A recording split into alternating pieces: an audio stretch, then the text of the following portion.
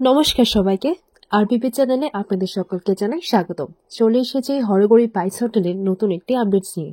আজকের গল্পের শুরুতেই আপনারা দেখতে পাবেন দামিনী গৌরীকে বলে যে তুমি কি পারবে আমার দলের সাথে লড়তে?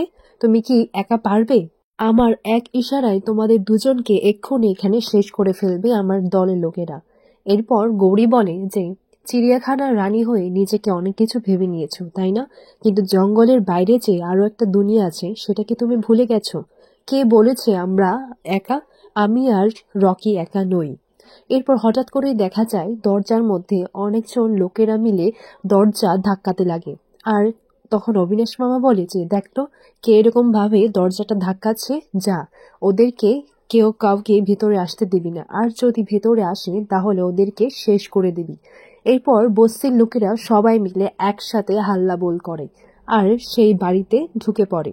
তারা সবাই বাড়িতে ঢুকে পড়ে এবং গৌরী বলে যে এখন দেখুন, এখন আপনি পারবেন এদেরকে শেষ করতে? আগে গুনে দেখুন এতটা আপনাদের বন্দুকের মধ্যে গুলি আছে তো যে এদের সবকটাকে শেষ করতে পারবে। এরপর রাঙ্গা ঠাকুমা বলে যে রকি দাদুভাই আর হিমানি দিদিভাই, তোমরা ভয় পেও না, আমরা তোমাদের পাশে আছি। আর আমাদেরকে কাউকে এরা শেষ করতে পারবে না। আর যদি কাউকে শেষ করেও দেয় তাহলে ওর জায়গায় এসে আরেকজন এসে দাঁড়িয়ে পড়বে। তোমরা যদি চাও তাহলে আমাকে মারতে পারো, আমাকে শেষ করে দাও, আর দেখবে আমার জায়গায় এসেও আরেকজন দাঁড়িয়ে পড়েছে। তোমরা একা নও, আমরা সবাই তোমার পাশে আছি। এরপর গ্রামের লোকেরা সবাই এটাই বলতে লাগে যে তুমি নিজের এই এত কিছুর পেছনে তুমি কি কি করে গেছো, আমাদের উপর অত্যাচার করে গেছো, আর সেটা কি আমরা জানি না? কিন্তু কখনো সাহসে কেউ মুখ খুলতে পারেনি। এরপর রুদ্র হেসে হেসে বলে যে দেখো, তুমি আজকে এদের ভালো কাজ যদি করতে তাহলে এরাও তোমার পাশে থাকতো। আর আমি কদিন হলো এদের সাথে মিশেছি, আর এরা আমাদেরকে এতটাই আপন করে নিয়েছে যে আমার জন্য ওরা ওদের নিজের প্রাণ পর্যন্ত দিয়ে দিতে পারে। আর তুমি, তুমি কেমন মা? আমি তো তোমাকে সত্যি মা মনে করে ভালোবাসতাম, আর তুমি শুধুমাত্র স্বার্থের জন্য আমাকে ব্যবহার করে গেছো। আর যেই আজকে তোমার স্বার্থে আঘাত লাগলো সেই তুমি আমাকে শেষ করে দেওয়ার জন্য এইসব দলবলকে বলে দিয়েছে আমাকে মেরে ফেলতে। এরপর গুরুমা বলে যে আমি কারোর কোনো ক্ষতি করিনি, আমি কোনো অন্যায় করিনি। এরপর সবাই বস্তির লোকেরা বলতে লাগে যে তুমি অন্যায় করেছো। মতির মা বলে যে মতির বাবা তোমাদের কাজের সঙ্গে জড়িত হতে চাননি বলে ওনাকে তোমরা মেরেছো, আর আজকে সেই লোকটা বিছানা থেকে উঠতে পর্যন্ত পারছে না। এরপর গ্রামের আরেকজন বলেন যে তোমরা আমাদের সব জমি জমান কেড়ে নিয়েছো, আর আমার নিজের এত কিছু থাকতে আমার পরের দোকানে গিয়ে খাটতে হচ্ছে। এরপর গৌরী বলে যে গুরুমা আপনাদের যে যে ক্ষতি করেছে সেটা অনেক বড়, কিন্তু সেই ক্ষতি তো আর এখন পূরণ করতে পারবো না। কিন্তু হ্যাঁ, আমি এই বাড়ির উঠোনে দাঁড়িয়ে বলছি যে আমি আপনাদের সবকিছু ফিরিয়ে দেব। যা যা ক্ষতি হয়েছে সেই সবটাই আপনাদেরকে মেটাতে সাহায্য করব।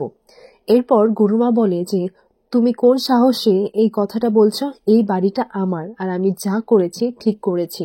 আর হ্যাঁ, অনেক হয়েছে, তুমি চুপ করো। আর তোমার নাটক আমি শেষ করছি, সবকটাকে গুলি দিয়ে শেষ করে দে। এমন সময় সবাই মারপিট করতে শুরু করে দেয়, আর বস্তির লোকের হাতেই গুরুমায়ের দলরা তারা মারপিট খায়।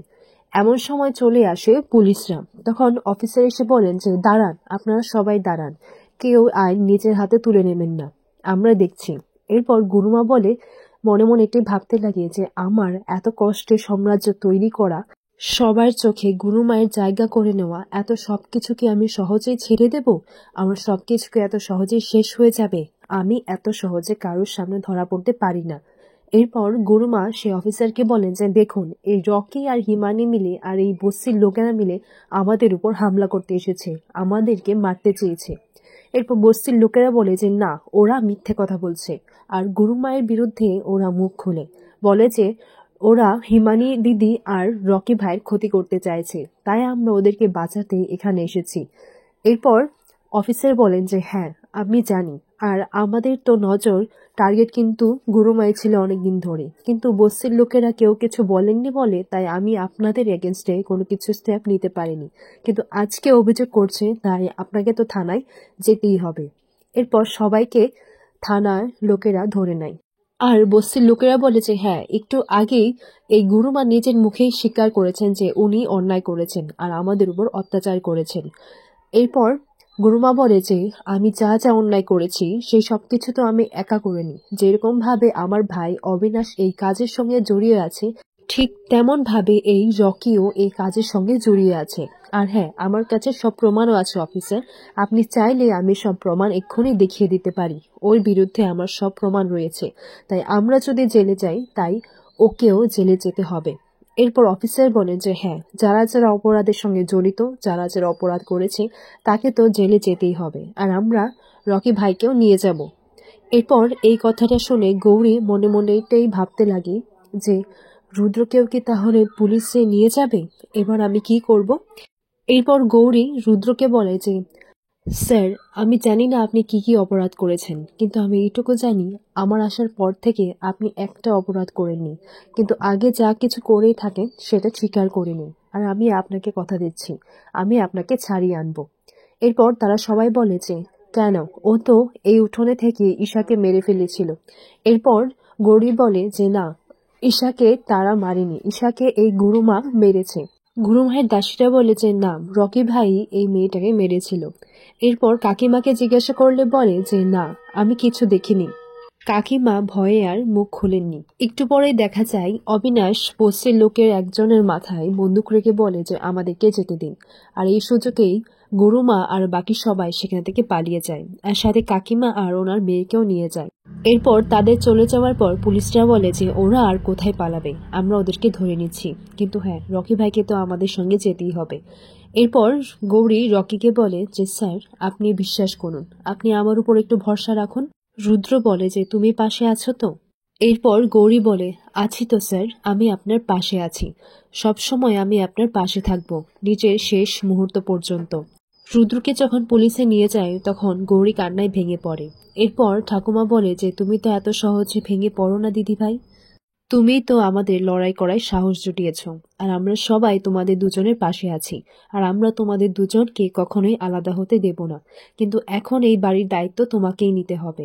এরপর গৌরী বলে যে না, এই বাড়ির আসল দায়িত্ব আসল মালিকের কাছেই যাবে, আর আমি যেমন রকিকে এইখানে ফিরিয়ে নিয়ে আসব, তেমনি এই বাড়ির সবাইকেও আমি খুঁজে এখানে ফিরিয়ে নিয়ে আনবো, আর এটা আমার কথা রইল।